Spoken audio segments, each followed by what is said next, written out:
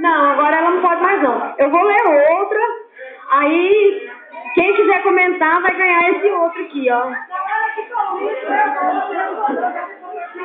O livro não foi fechado, é porque esses livros é de venda. Se alguém quiser doar um livro para sortear, R$10. Aí, então vou ler outra crônica, então, né? Tem que ser 3, né? Núbia. O prego. O título diz assim, o prego. Né? Por isso que você tá assim, né? Vai conversar direitinho, você tá velando meu primo lá. Essa aqui também é importante, irmão. A nota de $100, eu nunca esqueci dela, né, Márcia? Porque, pra Deus, nós temos um valor muito, muito, muito grande. Não vai que a nota. Diz assim, ó, Sérgio Perante, depois de um dia muito aproveitoso, com excelente resultado no negócio, se dispôs a voltar para casa antes do entardecer. Montou no seu cavalo e, prendendo a cintura na bolsa com seu dinheiro, deu início à jornada de volta. Avançando, parou em pequeno povoado para uma rápida refeição. Quando já se preparava para prosseguir na caminhada, o moço da cachoeira o avisou. Senhor, está faltando prego na ferradura da parte esquerda do seu animal. Não seria melhor providenciar outro? Aí o Pedro diz assim, deixa eu voltar, respondeu ele, né? Com muita brecha.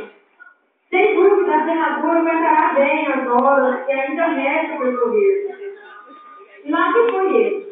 A tardinha, quando parou para a guarnação do cavalo, o encarregado da cavalaria também foi ter com ele e disse: olha, ele está fazendo prego na ferradura da parte esquerda do seu animal.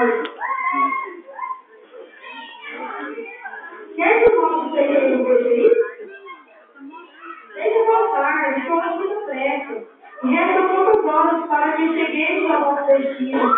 Por certo, o cavalo resistirá, respondeu ele. Continuou a cavalgar. Mas eu não conseguia andar muito, quando notou que o cavalo estava voltando. Tentou continuar na esperança de chegar em casa. Entretanto, depois de poucos metros, o animal passou a tropeçar e, com pouco mais de tempo, de uma queda muito forte, fraturou a perna e já não pôde mais sair do lugar. Era noite. O Fernando viu-se obrigado a deixar o pobre animal cair sem qualquer sentimento, desprendendo a caixa onde carregava uma série de apetrechos para o seu uso na feira, colocou nas costas e foi caminhando. A distância que parecia curta tornou-se muito penosa. Só muito mais tarde, ele chegou cansado, faminto e preocupado com a possível perda do animal. Foi então que começou a raciocinar, tudo por causa de um simples prego, que não foi substituído no momento de ser necessário. Entendeu tarde demais o fato de que a pressa existe calma. Pequenas omissões podem resultar em uma perda irreparável. Alguém entendeu? Agora eu fiz. Quem quer começar? Entendeu? Entendeu não, Igor?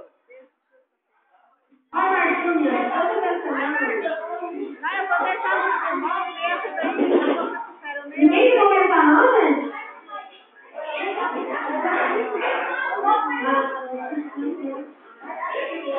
Eu não entendi muito bem não.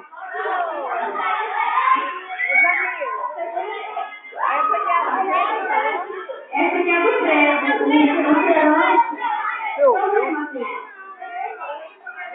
Estava um prego na ferradura e a gente substituiu. E aí, o que aconteceu? Matheus. Muitas vezes a gente quer que só os problemas grandes atrapalham a nossa vida, mas às vezes aqueles pequenos problemas também atrapalham a nossa vida. A gente não pode ficar em longe, mas quer que pode ficar em um pezinho. Os problemas pequenos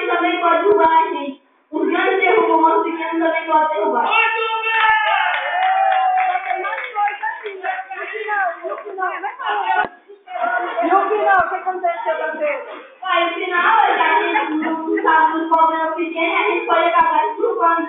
Porque muitas das vezes a gente esquece, os problemas pequenos também podem ser derrubados nós. Então a gente subir, cai e depois muitas das vezes a gente não consegue mais levantar. Falou.